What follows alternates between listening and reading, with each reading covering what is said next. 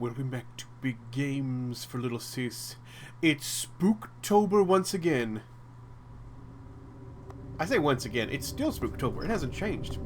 Anyways, we got some DLC here. This is Dagon. You remember Dagon? This was the first video I put on the channel. Well, we're doing an expansion. This is not an official Lovecraft story, even though it may sound familiar to some of you.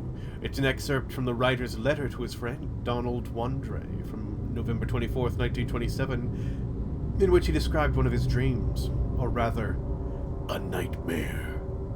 All profits from both DLCs are donated to blah blah blah. My dreams occasionally approached the fantastical in character, though falling somewhat short of coherence.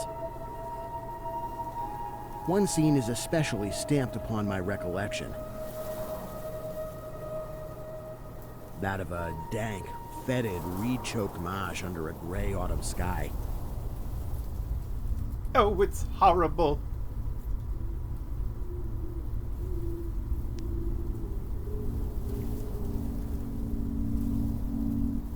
It's so dank and reed-choked and fetid. Dreams and letters. In letters to his friend, Donald Wandre, Lovecraft described two of his dreams. After the writer's death, they were sold to publisher of the Scienty Snaps / Bizarre magazine and published in the form of short stories. The first one, entitled The Very Old Folk, tells the story of one of the provinces of the Roman Republic and mysterious mountain inhabitants performing terrible rituals. The second one was titled The Thing in the Moonlight and was published in January 1941. The publisher added a fabricated beginning and ending to it, in which Lovecraft, unable to free himself from the nightmare, mentally contacts a stranger. Other publishers later reprinted the story, unaware that some of the text was not authentic. It is this dream that we present here in its original form, without any additions. Oh, how horrible! There's a hat.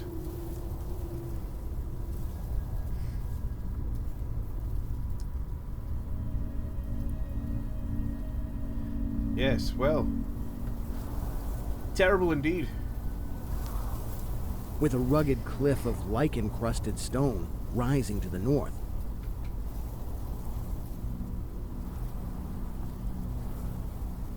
That cliff is so lichen-encrusted.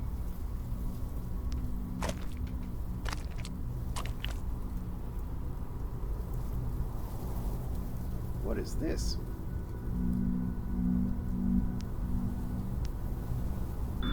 Donald Wandre, the recipient of the letter containing the story presented here, had a significant impact on the career of the writer from Providence. One of Lovecraft's most famous stories, The Call of Cthulhu, was initially rejected by the publisher of Weird Tales magazine. Wandre visited his office and made a small provocation during the conversation, suggesting that Lovecraft was looking for other magazines to expand his audience.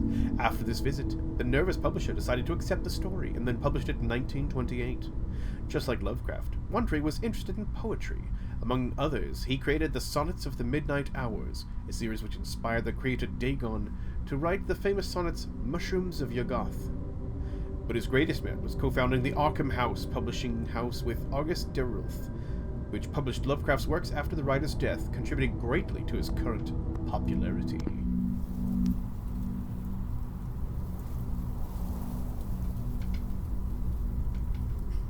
Is that a scythe?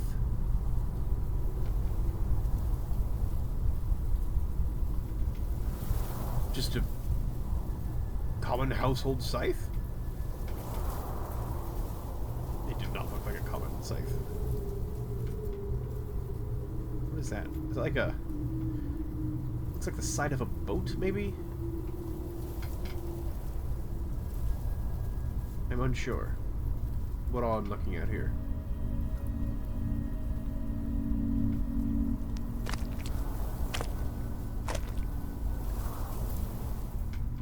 Impelled by some obscure quest, I ascended a rift, or cleft, in this beetling precipice.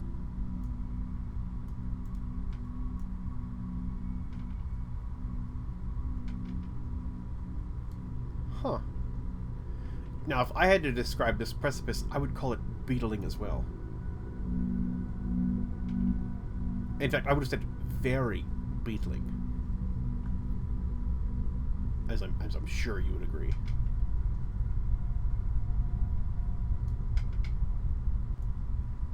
So beetling. I've never been so beetled in my life. Beetle deedle doodle. Boodle deedle doddle. Boo dee doo. Oh.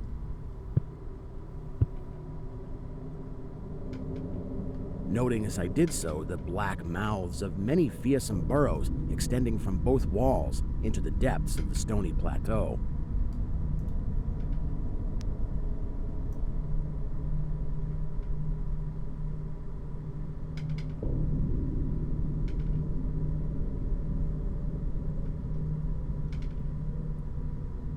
Look at these stony mouths.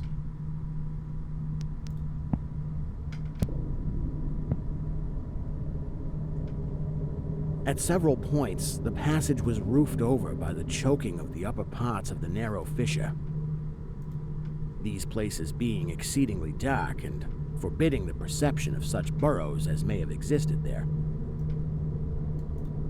In one such dark space, I felt conscious of a singular accession of fright,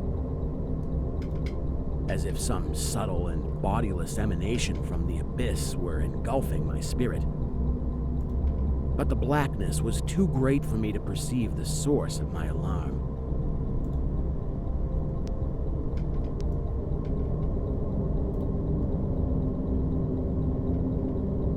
How terrible. How unspeakably horrible. No lore. Okay, we move on.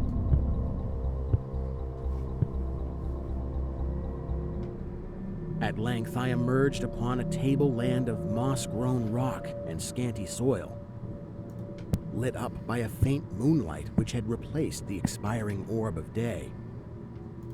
Casting my eyes about, I beheld no living object, but was sensible of a very peculiar stirring far below me amongst the whispering rushes of the pestilential swamp I had lately quitted.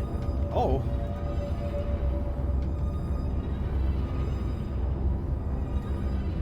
Being pursued?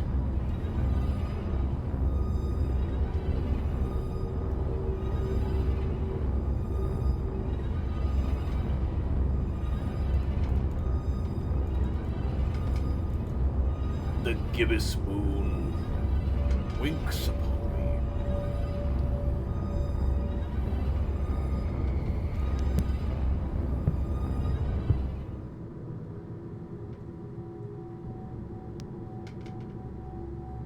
Am I safe?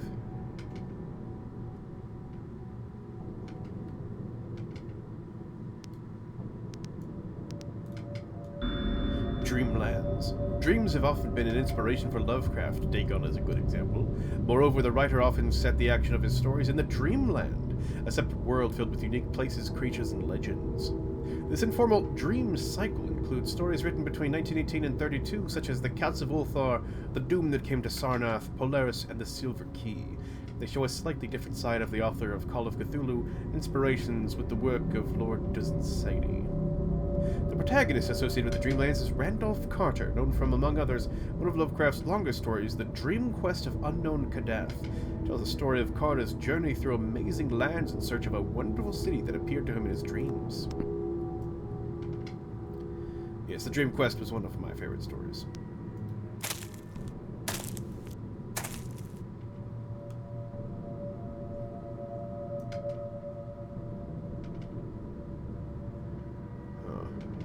What's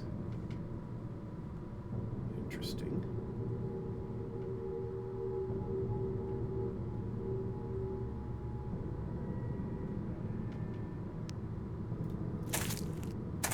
Head on to the telephone pole, I guess. After walking for some distance, I encountered the rusty tracks of a street railway and the worm-eaten poles which still held the limp and sagging trolley wire.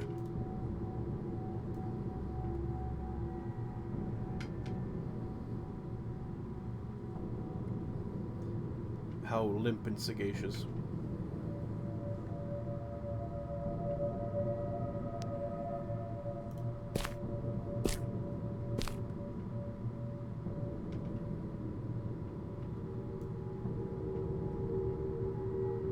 Oh, hello. Borrowed concepts. Lovecraft believed that authors could make their stories more credible by exchanging ideas and drawing from each other's works. The best example is the famous invented book Necronomicon, which also appeared in the works of his friends, such as Robert Bloch, later the creator of Psycho, and Robert E. Howard, creator of Conan the Barbarian, of course. Its presence in the works of various other writers has even led to the mythologization of the Necronomicon and the appearance of references to the book in countless novels, films, and other works of pop culture. Lovecraft himself also used elements of other people's works, such as the books The Unaussprechlichen Kulten by Robert E. Howard and De Vermis Mysteris, Mysteries of the Worm by Robert Bloch.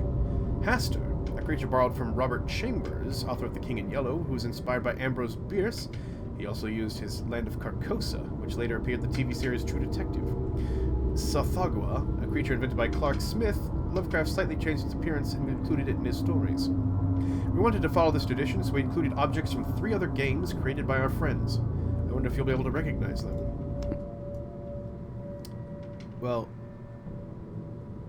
if that's one of the things, I do not recognize it. I'm sorry. Maybe if you told me what the games were, I might be able to pick at them, but no. Following this line, I soon came upon a yellow vestibuled car numbered 1852 of a plain, double-trucked type, common from 1900 to 1910.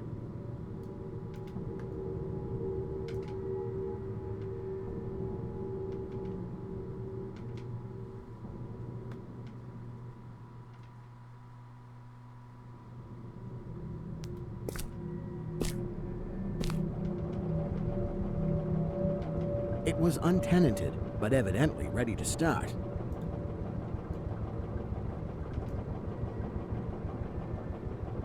Well, that's never a good sign.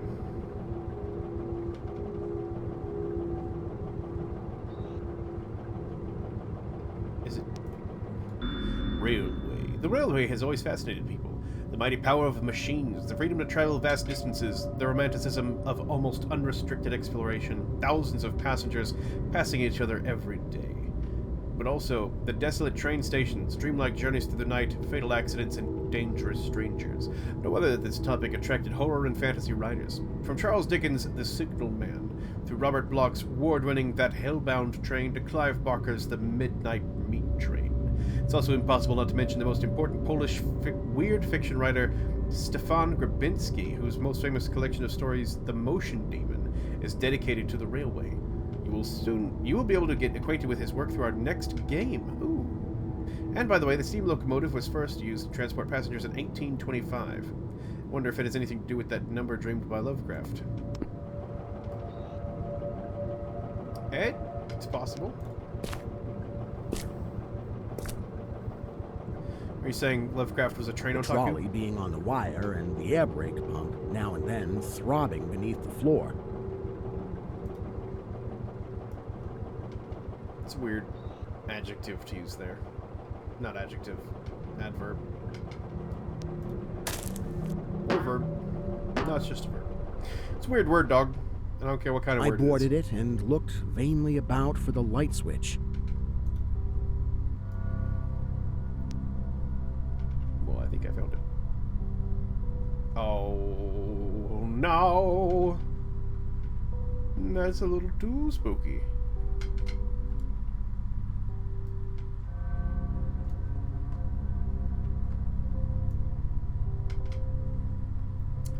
Well, I'll do anything to close that door. Noting as I did so the absence of controller handle, which implied the brief absence of the motorman. Then I sat down in one of the cross seats toward the middle, awaiting the arrival of the crew and starting of the vehicle. Oh, I'm not going to drive it myself?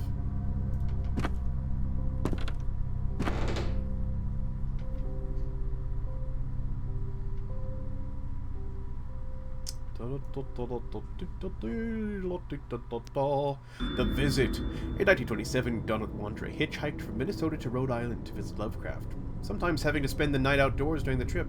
Over the course of more than 2 weeks, Lovecraft showed the guest around the most interesting places in his hometown of Providence and the surrounding area. They also went, among others, to Boston, where the writer wanted to show his friend the house, which partly inspired the story Pickman's Model.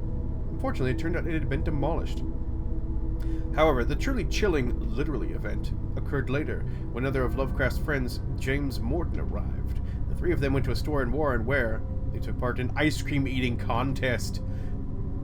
Each of them tried as many as 28 types, and Lovecraft himself admitted that he ate about 2.5 liters of the delicacy. A statement describing their fate was framed and hung on the wall of the store. Chilling!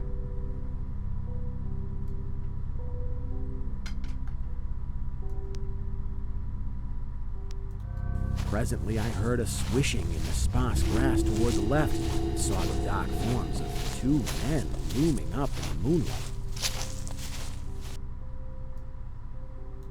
They had the regulation caps of a railway company, and I could not doubt but that they were the conductor and motorman. Oh, I don't like how they're just standing there. Then one of them sniffed with singular sharpness and raised his face to howl at the moon. The other run toward the car. I leapt up and at once raced madly out of that car.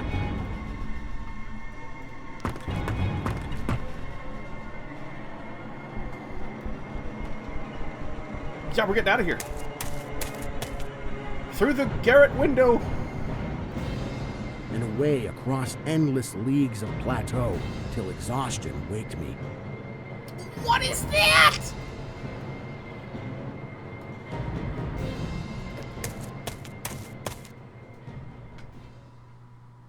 Doing this not because the conductor had dropped on all fours, Not that reason. but because the face of the motorman was a mere white cone, tapering to one blood-red tentacle. Oh.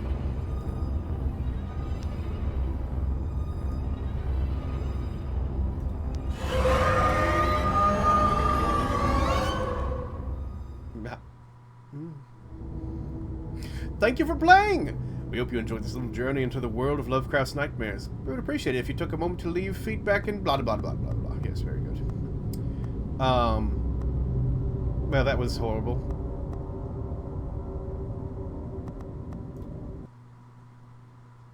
And we did it! Congratulations to us. Yeah. Great. And scary stories have been accompanying men for centuries.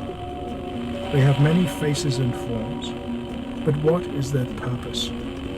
Why do we enjoy being afraid so much? During our therapy, I'll try to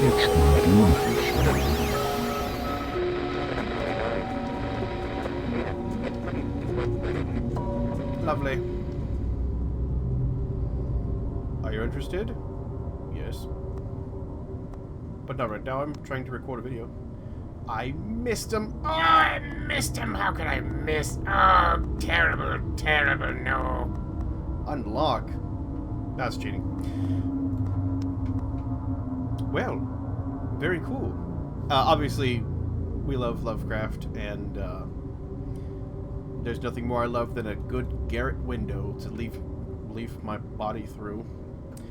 But yeah, that's gonna do it. Spooktober is coming to an end.